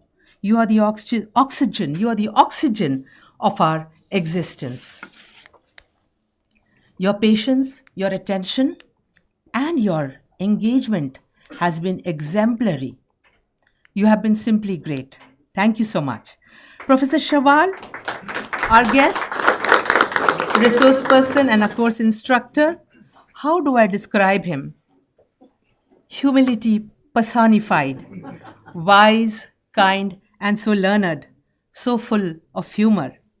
I myself had the privilege to attend all your lectures, sir, along with this wonderful group of students and other participants, colleagues, I also participated as an audience in your tutorials and have learned so much in the process.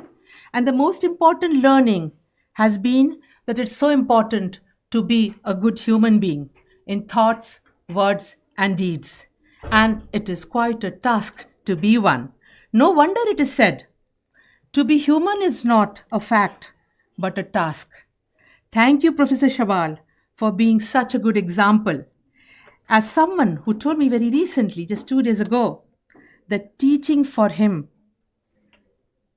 was like meditation. Teaching for him is meditation. Sir, we wish to be practitioners of your meditation, in fact, as good as you. Thank you for being here with us, for sharing your expertise and experiences and your friendship and time. We owe you a debt of gratitude. All in all, this has been such a happy and satisfying learning experience, a great event. Thank you, everybody who has made it happen, the GNU administration, the technicians, and everybody. Many, many thanks. Thank you. So since Professor Patnaik is not here to address us, I think straight away I would go to the course instructor, Professor Shabal, for your address. Over to you, sir. Thank you very much.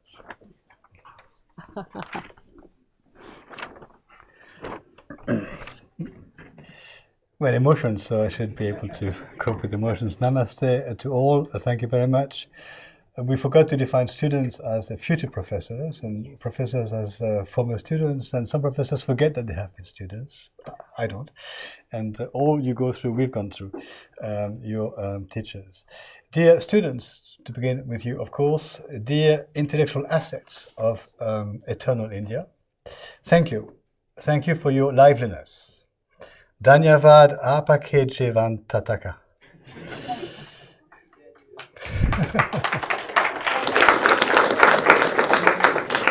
Maybe some of you may think that the presence of a foreign colleague such as I is only a question of an invitation letter, an airplane hop across the continent, and a stack of lecture notes with also possibly a voice and face.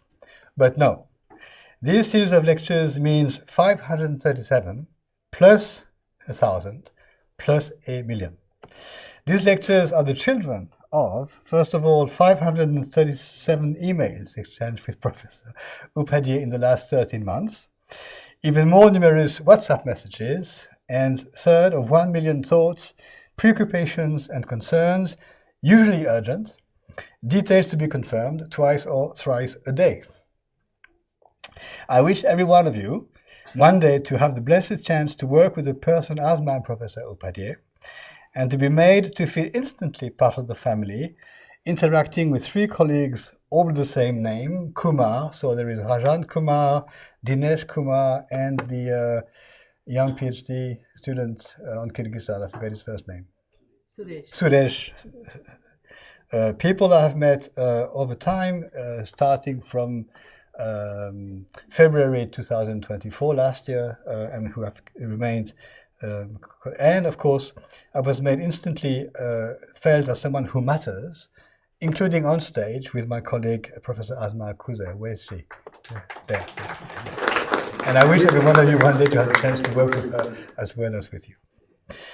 Last Monday, in the opening of these lectures, I mentioned emotions, and they were mentioned again by you at the present time. And I keep the word, emotions that encompass all that I have been through. The attention repeatedly offered to me by SIS Din Matu is an emotion. The attention spontaneously offered by the JAN coordinator, national coordinator, Professor Patnaik, is an emotion. And the attention graciously offered by Ma'am Vice Chancellor Pandit last Monday, I think it was, in her office is an emotion. And so, it is a much loaded aeroplane that will take me back to France, an aeroplane carrying all these emotions, cherished as they shall remain in France as well as wherever I might be going next, or simply staying home. I have learned so much here. As I anticipated I would, I said so last Monday, I have learned first of all that no analysis is valid until and unless it has been put to the test of public presentation.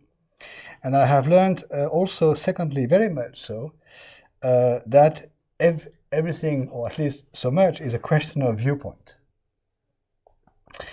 And so the question lingers on, does the SEO matter? Han, Nahin, is for you to answer. Dear students, dear staff members, dear colleagues, dear Professors Ashna Upadhyay and Asma Kuza, to everyone, the technicians, the TV technicians, who are very quiet, but they are there watching over the expensive microphone, and the building's guardians who keep greeting me every day, every morning, as if I were a part of the family. All of you, have a good life. Jevanke Mazelo.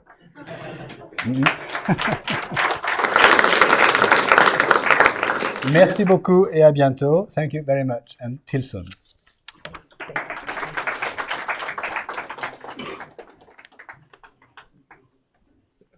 So friends, an event like this, a very important event like this, is incomplete, rather it's meaningless without our dear participants. So it's very important that I invite some participants to come and share their thoughts, their impressions, maybe for a minute or two. May I invite Muskan Kumar? He's a familiar face. His questions were outstanding. Please, Muskan.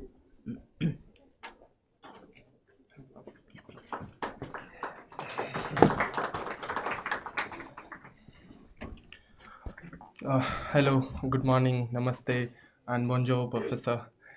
I'll say these 10 days, I guess, in very crisp manner, if these, I guess, these have changed our academics, I would like to point out two particular points. One is that how crisply this particular 10-day course made us rethink of how we portray and imagine this particular Asia, which we call Central Asia, and now we have a reason to call it a new Central Asia. Second is which is more important is that how Professor Shabal, and let's not afraid giving him credit of how Professor Shabal made us rethink and gave us enlightened hope in the very framework of SEO which can work towards the betterment of this new Central Asia, a new Central Asia which can say no, as Professor Shabal say.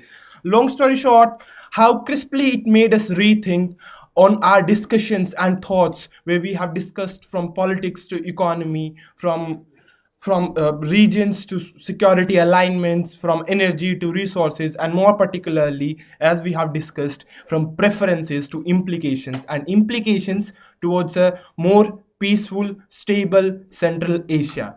Last, I would like to thank Professor Shabal for these 10 days of engaging, wonderful, beautiful lectures. I would like to thank on behalf of all of us, our very dear sweet professor, coordinator, Ms. Archana ma'am, and everyone, all the faculty members, technicians working day and night behind the scene, behind the scenario, the volunteers and dear participants, everyone. Last but not the least, to Professor Shabal.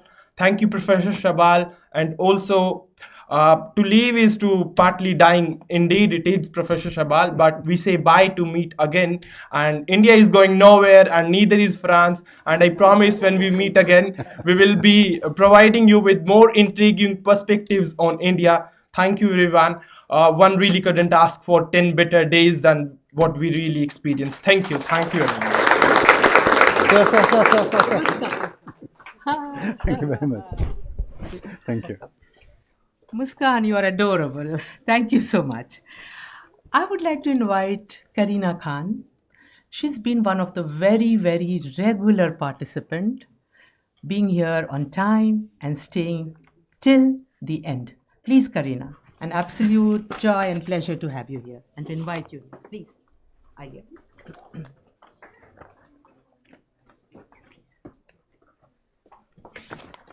Hello, everyone. And sir, on behalf of everyone, firstly, I wanted to say thank you. Thank you so much for the engaging and thought-provoking lecture series. Thank you for your admiration. Thank you for your dedication and for creating a good classroom environment with all the discussions. You have made a lasting impression and probably a permanent spot in all of our notes. Your ability to break down complex ideas and make them more accessible and interesting has been a game changer for many of us and definitely for me, sir. And let's not forget your sense of humor. You kept us thinking and awake. And on the behalf of everyone, I just want to say how we truly appreciate your dedication, your passion for the subject, and of course, your patience with all of our questions. We'll carry what we have learned and we'll probably be quoting your lectures. Thank you so much, sir. Thank you very much. Thank you so much. Thank you. So before I invite my colleague, if there are students who would want to come here, most welcome.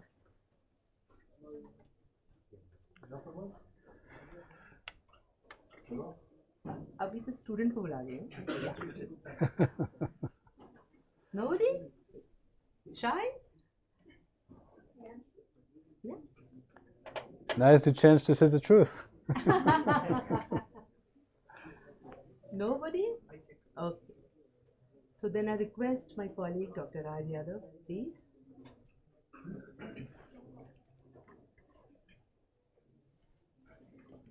I could have spoken from there. I know wherever, but please come.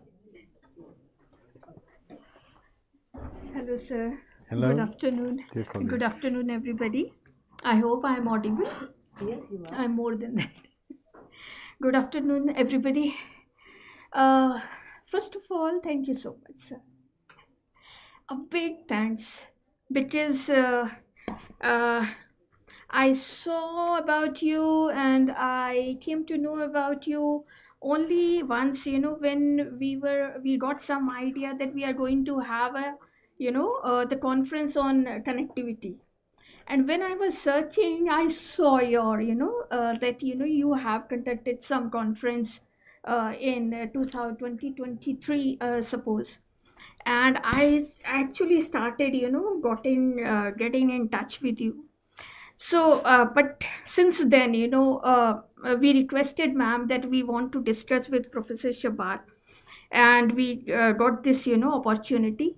So, ma'am, I would like to extend my sincere thanks to our Honorable Vice Chancellor, ma'am, of course, Chairperson, ma'am, for organizing this great initiative that is GYAN. And of course, this would have been incomplete without Professor Shabal, who has made this program a success in true sense. Sir, you made us understand New Asia from various perspectives. And these perspectives made us, of course, these perspectives are going to made us to do some research on new dynamics, which will facilitate in fulfilling the true meaning of the word Gyan, that is knowledge. And of course, this is only possible through GYAN, that is, GIAN, Global Initiative of Academic Networking. So, sir, actually, we want you again and again. So please, in case, if you are going to come up with a book, please let us know and please give us opportunity. And we want you to have again and again. And thank you again. I would like to extend my sincere thanks to sir, you, and of course our dear respected member. Thank you so much. Thank you. Thank you very much. Thank you. Thank you very much. So, yes.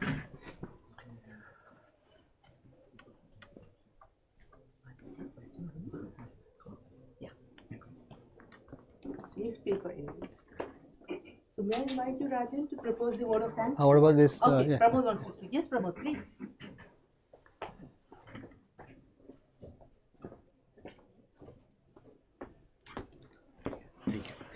Good afternoon, everyone. Sir, thank you very much for enlightening us and encourage and valuable contribution that actually you have made our limited knowledge. First time I have seen you in 2023 September with Al Farabi conference. I was physically there and you were online. And later on in our center that last year that we have conducted, ma'am have conducted this in the conference, and certainly it was a very rich experience, very rich academic and intellectual experience with you, and certainly the new insight actually that you have given to us, it is certainly will enrich our knowledge. And I mean, to be very honest, the concept of New Asia, it is the first time for me. Even and certainly I'm fully convinced with your idea, and then certainly we will also look forward to work on that also. And thank you is not a very, it's a very small word to express our gratitude. So thank you very much. Thank you very much, sir. Thank you. Thank you for your questions. So may I request Rajiv to propose the vote of thanks? और किसी को नहीं बोलना है कुछ? No, please.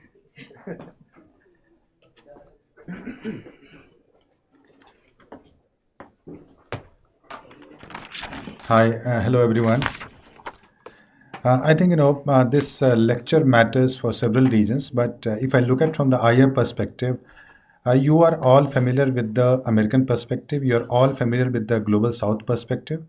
But in IR, if you look at from the global IR perspective, what matters and what is probably missing in the Indian discourse, because I teach IR, what is missing in the Indian discourse is the continental perspective. And if you know the theories of IR, you have realism, constructivism, and critical theory, etc. So the constructivism that originates in IR, that has the continental tradition. It borrows essentially from the philosophy which has emerged from, say, France and Germany.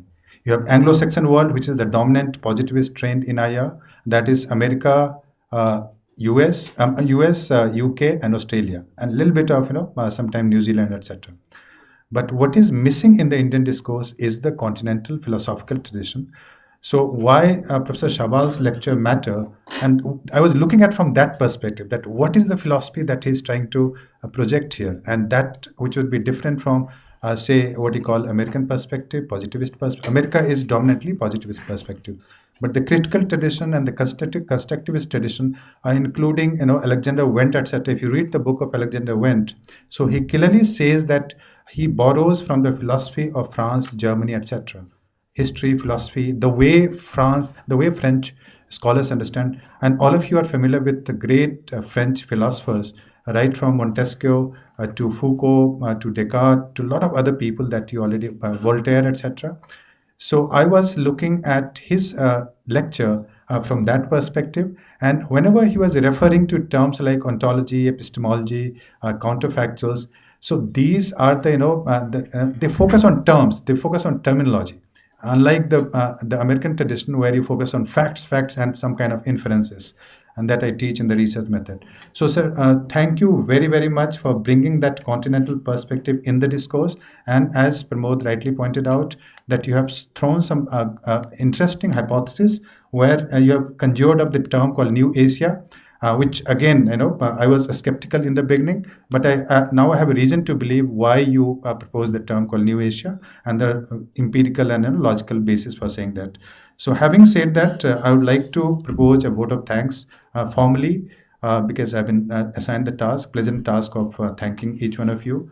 So first and foremost, of course, my mercy. French term for thank you is mercy. Yes. So mercy, Professor Shabal and Yushuk ma'am, for coming here, sparing time, giving 10 beautiful days to sharing your time with our students. And this has been a truly interesting experience for all of us. And he is extremely humble, and he is erudite, very scholarly, but at the same time very factual. And the difference that you might have found in his lecture compared to Indian lectures, the way we do it, that he is using a lot of map. Many times we don't do that. And not only map, teaching and research also means proposing new idea. Whether that idea would be accepted or not, that's not your responsibility. Many times you have to propose bold ideas, and that might be accepted or rejected. But taking the bold step is the duty of a researcher, and that you learned from Professor Sabal. So thank you, Mercy. Thank you so much. Yeah, I would like to thank our chairperson, Professor Archana Upadhyay. She has been amazing. I know the way she works. She is very, very meticulous. She is very organized, unlike me, who is very informal, very careless, casual. And one of the reasons I go along very well with her, because we are two extreme sides. So thank you, ma'am, for planning it so well, articulating it, and organizing this event where students of our center and also from outside they could interact with the learned scholar Professor Shawal. And she has been on this for the last 2-3 months, let me tell you, because many of you may not have seen her, but I have seen her. She was thinking nothing else except this: Rajan, I cannot talk to you until 24th of January. So it was that kind of dedication. It was that kind of dedication which leads to this kind of event. So thank you, ma'am. You've been very kind, and it has been absolutely enriching to not only to the center but also there are students from PGDA, we call it Delhi University, and there are several students who are online today, from all over India. And this was the most successful course until now, because already 89 students registered. The limit was 50. We were said that there has to be 50 students, and already 90 students registered, and we had to stop it. In fact, I'm not registered, let me tell you. If you're thinking that, so I'm also not registered because registration was stopped after some time. I also couldn't. I said no. They said the seat is over. You can't register. So I didn't register for that. So so very successful. Thank you, ma'am. And I would like to thank this JNU administration for facilitating. I'm sorry, I don't know many of the names, but Saurabh you, sir, thank you so very much. All our staffs. But before the staffs, I would like to thank our colleagues who are here, who joined the course, participated every day. In the winter from 9:30, it's not easy. Many of the colleagues come from outside. So I would like to take the names of our ma'am, Preeti ma'am, who is here. Ma'am, thank you for coming. I would like to thank Vaishali. Vaishali is here. Thank you, Vaishali, for joining and coming here. Pramod, you are here. You spoke also. Asma, you've been sitting all through, and your dedication was amazing. So big round of applause for Asma. And Dinesh, of course. Dinesh has been very, very supporting to us. So thank you, Dinesh. Raj, yes. Raj. No, it's there. I'm coming. All the names are there. So Raj, thank you, and thank you, Dr. Raj. So Dr. And Renu is here. Yes. Yeah, thank you. Oh, why are you there? Thank you, Renu. Yes. So all of you, thank you for joining. Because when faculty is participating, that shows the intensity of the program. So thank you for joining. Also, the office staff, and today I'm not going to forget the name of Arvind. I always forget his name. Where are you, Arvind? Arvind, thank you very, very much if you're hearing me. And after that, Sonu and of course Amit, they have been very kind to us and very supportive all the time. So thank you very much. All the technicians, all the camera persons, everyone. I would also like to thank our Vice Chancellor, Professor Shantasri Pandit, our Dean, who is not here, but they have been supporting kind and all through with us. So thank you, everyone. And big thank you to all the students who made this event very engaging, lively. So big round of applause to all of you. So I'll stop it here. Thank you very, very much. Thank you for joining, and a great event. And I look forward to having this kind of event again in the future. Thank you. Thank you. Let's all assemble for a group photo. Thank you for your learning and excessively kind. Thank you. Yeah. Rajan, maybe a group photo. I think Yes. be here. Okay. And the students. Standing or sitting? Yeah. Standing or sitting, or maybe sitting. Sitting. Okay. And then somebody, please join for a group photo.